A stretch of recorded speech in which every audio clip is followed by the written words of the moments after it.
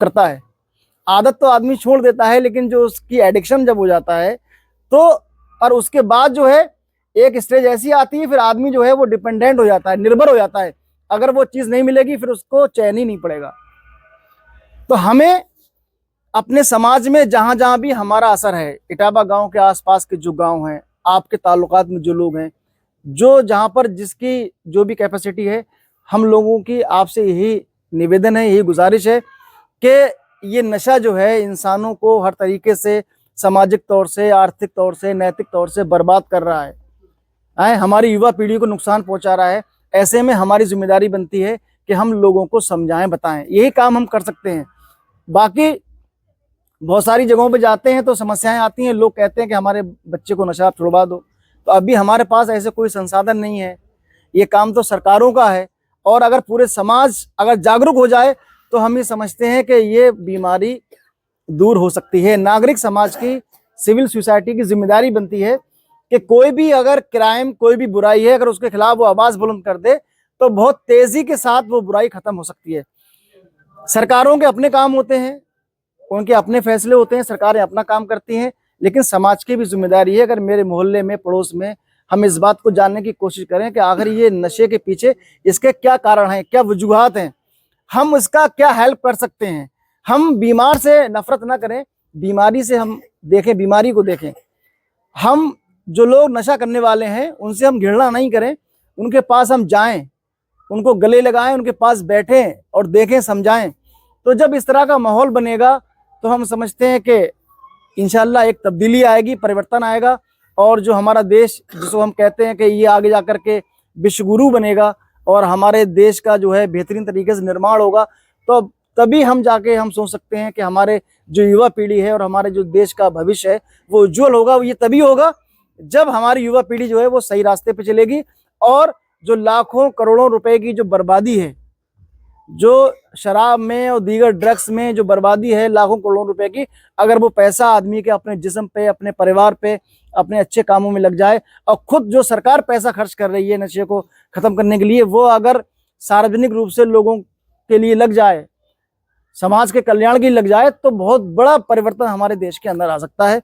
तो यही चंद बातें कहने के लिए हम अभी मुरादाबाद से होते हुए यहाँ आए थे, और हर जगह 23 तारीख तक हम कार्यक्रम चला रहे हैं, और इसके बाद भी हमारी कोशिश होगी कि अभियान तो कुछ दिनों का होता है, लेकिन हम ये चाहेंगे कि हमारे लोग जो भी कर सकते हैं इस अभियान के अंतर्गत, अगर हमने इटावा के अंदर या आसपास में कहीं भी, बुढ़ाना आसपास में अगर 2 लोगों का भी नशा छुड़वा दिया तो हम ये समझेंगे कि हमारा ये अभियान सफल हो गया। बातें कहना, सुनना बहुत आसान होता है, लेक्चर देना कोई कठिन काम नहीं होता, लेकिन जो फील्ड का काम है, जो ज़मीनी काम है, वो है असल करने का। तो अल्लाह ताला से दुआ है कि अल्लाह ताला हम लोगों को नेक कर्म करने की तौफीक दे। बहुत बहुत शुक्रिया, जज़ाकल्लाह। देखिए, हमारे जनाब रफीकुल जमा साहब जो हमारे इस महफिल के खुसूसी मेहमान हैं, अब इनका लेक्चर आपके सामने आ चुका है, इनकी तकरीर, इनकी बातें आ चुकी हैं, और हमने महसूस कर लिया होगा कि हमारा समाज इन बुराइयों में आज किस कदर लगा हुआ है। अब एक तो बात ये है कि 5 मिनट के लिए कोई भी अपना कोई सवाल रखना चाहे नशे से मुताल्लिक या और किसी बात को लेकर, आप लोगों के पास टाइम है। जो भी अपनी कोई बात रखना चाहता है या कोई सवाल रखना चाहता है तो अपना सवाल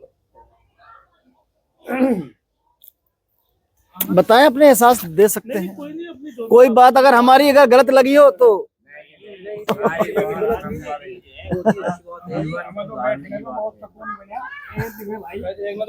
माशाल्लाह हमारे भाई महमूद साहब ने अपना कुबेर जो खजाना उनका था,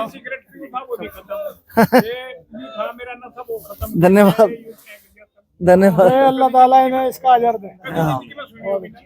धन्यवाद, शुक्रिया। बात है। देखो, आप लोगों को इसलिए नहीं बुलाया गया कि आप लोग नशा करते हैं, लेकिन ये तो है ना, जो हमारे समाज में नशा कर रहे हैं उन तक हम बात पहुंचा सकते हैं, उनको समझा सकते हैं, उनको बता सकते हैं। और चंद लोग ऐसे मिलेंगे जो बड़े नशे को छोड़कर छोटे नशे जैसे बीड़ी हुई, सिगरेट हुआ, पान हुआ, तंबाकू हुआ, इनमें लगे हुए हैं। अगर देखा जाए तो ये भी एक बुरी लत है। इससे भी दोनों नुकसान होते हैं। एक नुकसान तो अपना ये जिस्मानी नुकसान है, दूसरा बात यह है कि समाज का नुकसान है, और उसी के साथ साथ जो इंसान खुद जो है बीड़ी पीने का आदी हो जाता है, तंबाकू खाने का आदी हो जाता है, वो अपनी औलाद को भी नहीं डांट पाता है, ना रोक पाता है। क्योंकि बच्चों के लिए हम अपने आइडियल है, बच्चे तो हमें देख रहे हैं, मेरा चचा क्या कर रहा है, मेरा अब्बू क्या कर रहा है, मेरे पिता क्या कर रहे हैं, बच्चे तो उस चीज को देखते हैं। इसलिए अगर हम में से, भाई उसको तो हम नहीं, हम में से ऐसे लोग तो नहीं है कि जो बड़ा नशा कर रहे हो, दारू पी रहे हो, ड्रग्स पी रहे हो या दूसरी चीजें हैं, लेकिन बीड़ी सिगरेट वाले तो बहुत सारे मिल जाएंगे, पान तंबाकू खाने वाले बहुत सारे मिल जाएंगे। तो अगर उसके लिए भी हम कोशिश करें।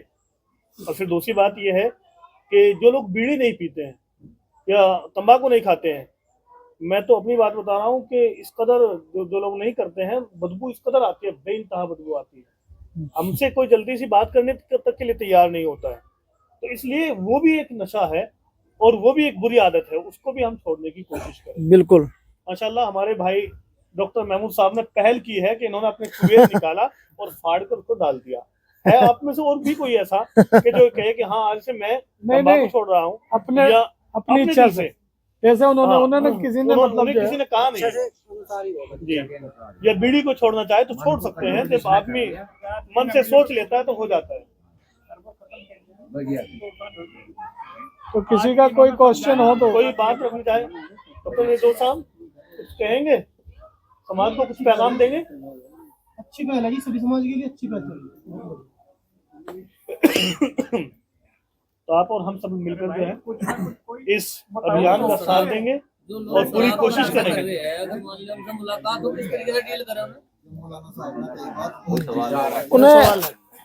उन्हें दो तीन तरीके, एक तो ये है कि अब ये पहले हमें जानना है कि वो किस स्टेज में है, मतलब नशा कर रहे हैं कि बहुत बड़े लती हैं या शुरुआत की है। शुरुआत में तो आदमी ये है कि अगर उसको समझाया बुझाया जाए, आदमी प्रेशर डाले तो समझ सकता है। अगर लती हो गया है तो उसको बाकायदा उसका ट्रीटमेंट, उसका इलाज कराना पड़ता है। और हर जगह पर नशा मुक्ति केंद्र खुल गए हैं, वहाँ पर जाइए, लोगों को वहाँ एडमिट कराइए। और असल चीज़ तो यही है कि इंसान के अंदर ये बात जहन दिलाने की है कि ये दुनिया की ज़िंदगी ही ज़िंदगी नहीं है, इसके मरने के बाद भी ये इंसान की ज़िंदगी है कि जो अपने कर्मों के आधार पर वहाँ नरक का स्वर्ग का उसको मिलेगा। तो आदमी के अंदर जब उसकी अंतरात्मा जाग जाएगी, उसके विचार जाग जाएंगे, या उसकी जो मनोवृत्ति या प्रवृत्ति है, जब उसका जहन बदल जाएगा तो हम समझते हैं कि बदलाव आता है ऑटोमेटिक। मैं आपके सामने एक मिसाल देना चाहूँगा। रसूलुल्लाह सल्लल्लाहु अलैहि वसल्लम के ज़माने में लड़कियों को लोग जिंदा दफन कर दिया करते थे। आप हुजूर ने कोई भी मुहिम नहीं चलाई कि बेटी बचाओ बेटी पढ़ाओ, जैसा कि आज की डेट में अभियान चल रहा है, लेकिन क्राइम महिलाओं के खिलाफ लगातार बढ़ रहे हैं हमारे देश के अंदर, और कन्या भ्रूण हत्या भी बहुत बड़े पैमाने पर हो रही है। आपने लोगों के जहन बदले, कैसे बदले? आपने शिक्षा दी कि अगर कोई एक बेटी की, दो बेटी की, ज्यादा बेटियों की तालीम तरबियत अच्छे से करेगा तो वो जन्नत में मेरे साथ ऐसे रहेगा जैसे दो उंगलियां।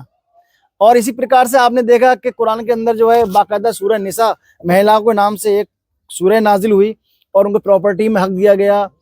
महिला को जो है वो बाप की तरफ से, भाई की तरफ से, शौहर की तरफ से, चारों तरफ से उसको अधिकार दिए गए।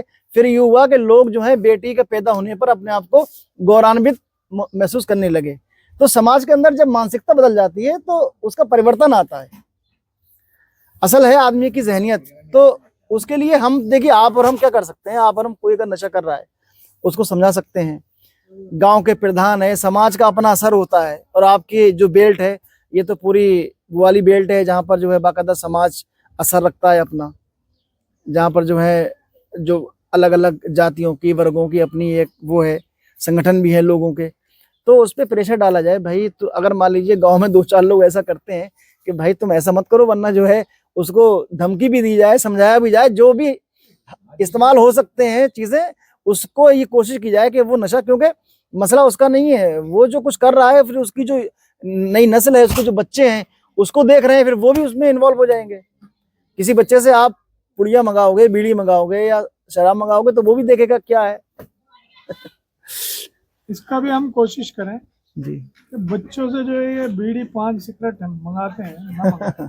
और एक बात मैं आपको और बताऊं, जो बीड़ी वगैरह पीता है, स्मोक करता है, उससे ज्यादा नुकसान होता है जो उसका धुआं सूंघता है पीने वाले से। और इसका एक और नुकसान है जिसको जो है वो कहते हैं पैसिव नुकसान। मतलब आप उस बीड़ी पीने वाले के जहाँ कपड़े टंगे हैं, जहाँ अलमारी में वो जहाँ कुर्सी पे बैठ रहा है, वो किसी को दिखता नहीं है, लेकिन जहाँ वो जा रहा है अपना पोल्यूशन वो छोड़ के आ रहा है, वो इनडायरेक्ट नुकसान लोगों को पहुंच रहा है कहीं ना कहीं, जो भी स्मोक करता है।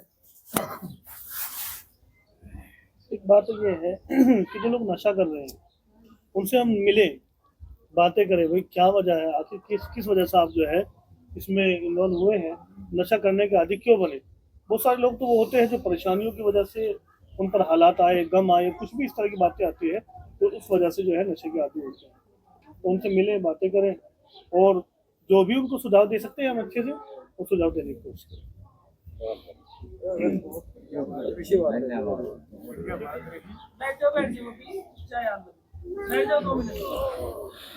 आप लोगों ने हमारी बात को सुना, आप तमाम का बहुत बहुत शुक्रिया। यहाँ आप आए, तशरीफ लाए, यहाँ पर टाइम निकाला अपना। हम अपने गांव वालों की तरफ से भाई, हम अपने मेहमानों का अपने पूरे गांव की तरफ से आप लोगों का शुक्रिया अदा करते हैं। और जो यहाँ हमारी दावत पर जो है भाई इरशाद भाई ने मुहिम को आगाज किया, शुरुआत की यहाँ, तो हम आने वालों को भी सबको भी जो है हम पूरे तौर पर जो है आपके एहसानमंद है और शुक्रिया अदा करते हैं कि आप लोग तशरीफ लाए। ये कुछ कंप्लेंट है, ये तो नॉन मुस्लिम को दे दीजिएगा, वो